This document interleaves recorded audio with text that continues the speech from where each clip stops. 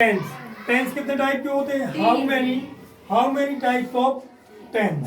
There are 3 types of tense. First कौन सा होता है? Present tense. दूसरा कौन सा होता है? Past tense. और तीसरा कौन सा होता है? Future tense. तो जो प्रेजेंट टेंस होता है वो अभी की बात होती है। उसमें जो अभी जो समय चल रहा है, अभी यदि 2 मिनट जो आपके निकल चुके हैं वो आपका पास्ट हो गया। ठीक है, जब अपनी क्लास स्टार्ट हुई थी तो वो पास्ट हो गया। ठीक है, जो आने वाला लेक्चर है आपका वो फ्यूचर है, और जो अभी चल रहा है अभी बिल्कुल वो क्या है? आपका प्रेजेंट है। और जो निकल गया वो पास्ट है, जो आने वाला है वो क्या है? फ्यूचर है। आई बात समझ में? तो अब प्रेजेंट टेंस के कितने कितने प्रकार होते हैं? 4। कौन कौन से?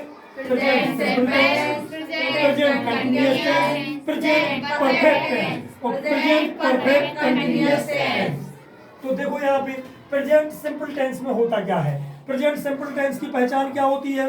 जब हम एक मिनट, जब हम क्या करते हैं? प्रेजेंट सिंपल टेंस की बात कर रहा हूँ मैं। जब हम इंग्लिश के वाक्यों की या इंग्लिश सेंटेंस की हिंदी करते हैं तो हिंदी वाले वाक्य में लास्ट में ता है, ती है और ते हैं आता है, तो वो क्या कहलाता है? Present simple tense. आई बात समझ में?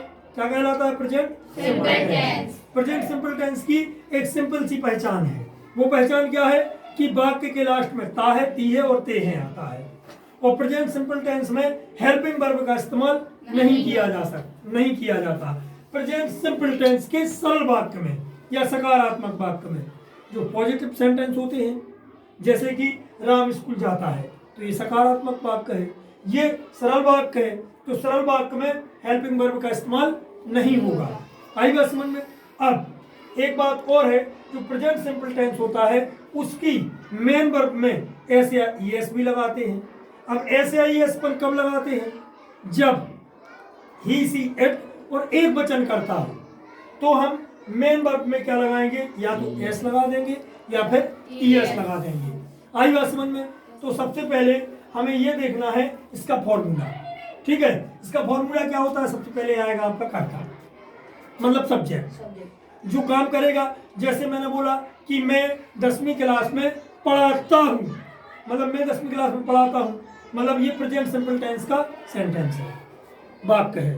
आई बात समझ में? मैं 10th क्लास को पढ़ाता हूँ, तो ता हमारा, तो ये कौन सा वाक्य? प्रेजेंट सिंपल का वाक्य है कि नहीं? अब यदि मान चलो आपको बोलना है कि साइंस, जैसे बंडर ऑफ साइंस का निबंध आप लोग लिखा है, ठीक है। अब बंडर ऑफ साइंस के निबंध में आपको क्या आया?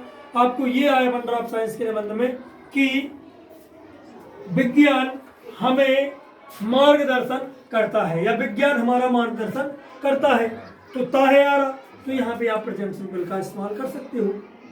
ठीक है, मान के चलो आपका एक कोई क्वेश्चन है इंग्लिश का, उस क्वेश्चन में ये है कि मान के चलो वो था एक कोई भी है, मान के चलो जैसे झांसी की रानी है, झांसी की रानी का घोड़ा खाता है। ठीक है, मतलब अपने एक कहानी पढ़ी कि झांसी की रानी का घोड़ा चने खाता है, तो ता है आ रहा, तो ये प्रेजेंट सिंपल टेंस का वाक्य आप यहाँ पे इस्तेमाल कर सकते हो। ठीक है, अब देखो यहाँ पे क्या है? राम स्कूल जाता है। ठीक है, तो पहले आप फॉर्मूला देखो। सबसे पहले क्या है? सब्जेक्ट मतलब करने वाला। ठीक है, जैसे मैं 10वीं क्लास को पढ़ाता हूँ, तो मैं कौन हो गया? करने वाला हो गया, कर्ता हो गया। ठीक है, तो सबसे पहले क्या आएगा? कर्ता को इंग्लिश में क्या बोलते हैं? सब्जेक्ट। फिर उसके बाद में क्या आनी है? Main verb. क्या आनी है? Main verb. जो काम कर्ता द्वारा किया जा रहा है, मैं पढ़ाता हूँ, तो मेरे द्वारा कौन सा काम किया जा रहा है? पढ़ाने का। तो मेरा मेन काम क्या हो गया? पढ़ाना, टीच हो गई, है ना? तो यहाँ पे मेन वर्ब आएगा, और मेन वर्ब का कौन सा फॉर्म आएगा? First form. आएगा समझ में? मेन वर्ब का कौन सा फॉर्म आएगा? First form. और मेन वर्ब में एस और ईएस भी लगेगा। अब एस और ईएस कब लगेगा? एस और ईएस ही, सी, इट और एक वचन कर्ता के साथ में मेन वर्ब में हम या तो यस लगाएंगे या फिर हम ईएस लगाएंगे। सब में एस या ईएस नहीं लगेगा।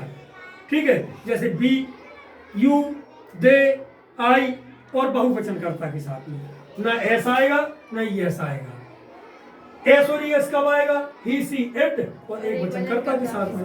आई बात समझ में? अब उसके बाद में हमें एस कब लगाना है और ईएस कब लगाना है?